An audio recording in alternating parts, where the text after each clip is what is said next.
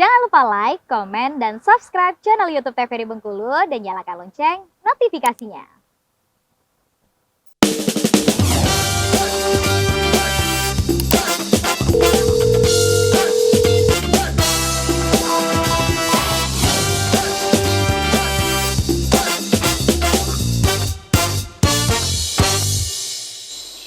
Terima kasih pemirsa, Anda masih setia bersama kami di Dokter Kito bersama Kita Sehat.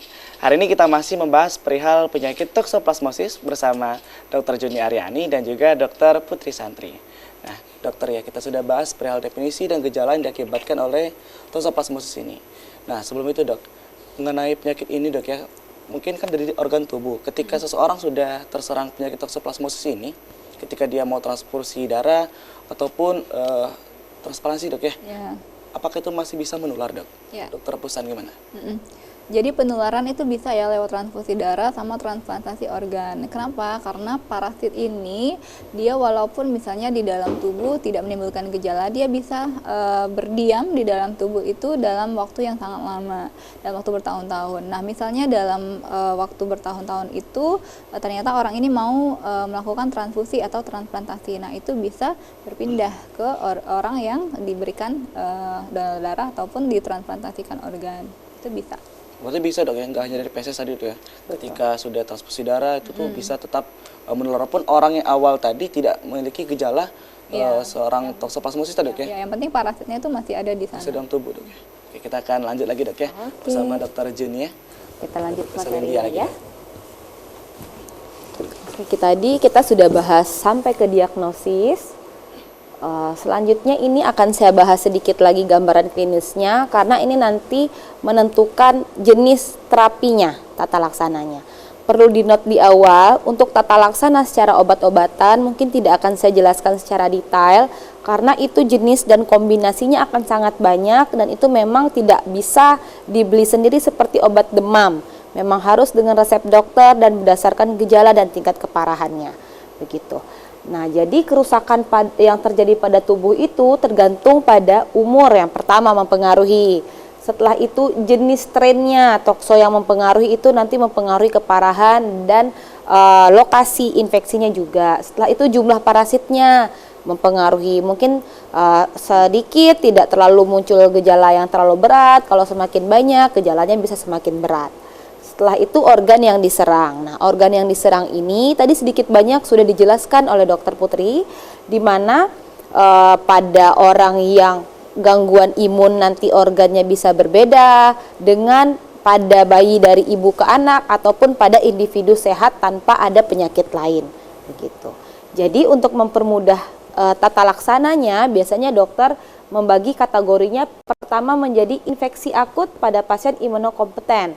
Berarti maksudnya pada orang-orang yang tanpa ada penyakit tambahan lain, manusia-manusia yang orang-orang yang sehat yang kebetulan terinfeksi, biasanya gejalanya lebih ringan, flu, demam, kadang tanpa gejala, tidak disadari.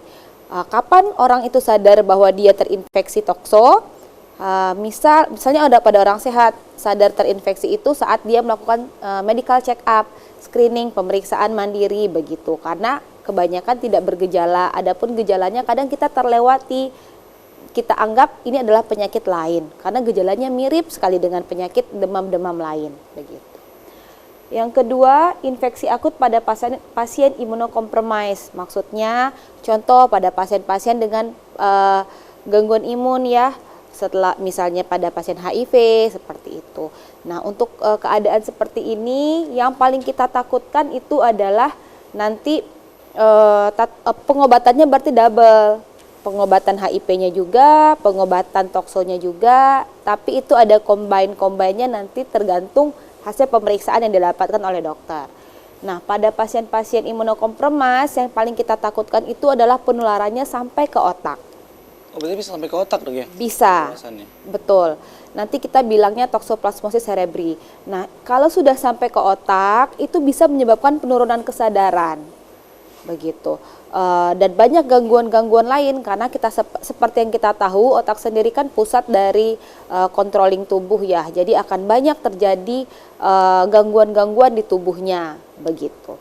Setelah itu toksoplasmosis mata pada orang dewasa Apakah ada? Ada, tapi tidak sesering muncul gejala pada matanya dari transmisi dari ibu ke anak.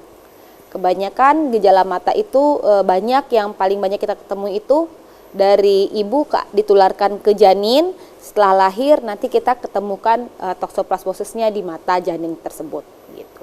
Nah, yang terakhir infeksi kongenital. Ini kongenital ini ya itulah yang dari ibu ke janin gitu. Dimana kalau saat dia hamil, kita kan ada trimester 1, 2, 3. Nah, tiap trimester itu memungkinkan untuk tertular, namun mungkin output gejalanya walaupun mirip akan sedikit berbeda-beda begitu. Menurut penelitian yang paling sering itu banyak terjadi, resikonya lebih tinggi di usia kehamilan trimester akhir, walaupun tidak menutup kemungkinan di trimester awal. Nah, kalau infeksinya di trimester awal, resiko untuk keguguran itu lebih tinggi. Karena di awal trimester masih cenderung lemah kehamilannya, jadi saat terinfeksi itu bisa kadang menyebabkan keguguran atau perdarahan begitu. Nah, Dokter Junia, kalau untuk parasit ini dok ya, apakah dia itu akan bertambah ketika dia sudah masuk dalam tubuh dok ya? Apakah akan berkembang biak kah, atau memang jumlahnya tetap sama tapi dia berpindah tempat nih dok? Begitu. Untuk jumlahnya itu tergantung imunnya. Karena sebenarnya parasit ini sendiri kan ada fase-fasenya. Dia biasanya di badan mamalia dia bisa berkembang biak pada fase tertentu, dan fase-fase itu sendiri yang nanti ada fase khusus yang hanya bisa menginfeksi manusia. Dia ada banyak fase, tidak semua fase itu bisa menginfeksi manusia begitu. Nah, kalau kita bahas ke tata laksananya, obat itu hanya membunuh bentuknya yang takizoid. Adalah bentuknya desikelnya itu kan nanti dia berubah dari ini berubah jadi ini jadi ini. Nah, yang obat itu hanya membunuh bentuk takizoidnya saja begitu. Kemudian hanya memberantas infeksi akut. Jadi saat awal-awal, kalau sudah kronik, tata laksananya itu akan lebih sulit. Kemudian dia tidak menghilang, tetap akan ada. Kita hanya memberantas infeksi akutnya saja. Karena yang dibunuh itu hanya fase takizoid. Fase-fase yang lain itu akan hidup menahun di dalam tubuh, kemudian dia nonaktif. Setelah itu saat kita lemah atau reinfeksi ulang, dia bisa muncul lagi. Begitu, jadi dia memang menahun. Makanya tadi pertanyaan tentang apakah kita transfusi organ, transfusi darah dan transplantasi organ itu akan berpengaruh, betul. Makanya untuk darah-darah sendiri yang akan ditransfusikan pasti akan diperiksa lebih lanjut, udah safe. Kemudian untuk organ-organ yang akan didonorkan pasti akan diperiksa dulu apakah ada penyakit-penyakit, apakah layak didonorkan begitu. Jadi kalau yang sudah pasti didonorkan itu biasanya sudah melewati cek yang lumayan panjang, kemudian dipastikan tidak ada infeksi toksoplasma, baru nanti organnya layak didonorkan begitu. Kalau ketika kita sudah terserang toksoplasma sistik ya, apakah bisa sembuh nih dok? Kalau untuk sembuh, definisi sembuh yang berarti tanpa gejala dan hidup normal itu bisa, selagi dia tidak dengan pasien-pasien yang imunokompromis, seperti ada infeksi sampai ke otak begitu. Jadi tidak bersisa nih gejalanya. Tapi apakah hilang? Enggak, dia akan bersisa di tubuh. Bisa lagi muncul lagi begitu. Atau apa kita sudah sembuh ketika kita ada transfusi darah dok ya, itu masih bisa tetap berpengaruh dok ya ke orang yang kita transfusi tadi dok ya? Betul, makanya harus nanti ada kriteria tertentu untuk transfusi, kemudian ada kriteria tertentu untuk penerima donor maupun pendonor darah maupun organ begitu. Oke. Nih, yang paling penting sebenarnya diketahui kalau untuk tata laksana dan lain-lain itu nanti kita serahkan ke pihak yang memang kompetensinya menangani. Yang paling penting untuk masyarakat adalah pencegahan dan apa yang harus kita lakukan seandainya kita sudah terkena. Berarti ada banyak sekali dok ya pencegahan perihal dari penyakit ini dok ya. Betul. Kita akan bahas lebih lengkap lagi dokter setelah ini ya. Nah, tapi bisa di rumah kita akan bahas lebih lengkap lagi mengenai penyakit toksoplasmosis ini setelah jeda pariwara berikut ini. Tetaplah bersama kami di Dokter Kita.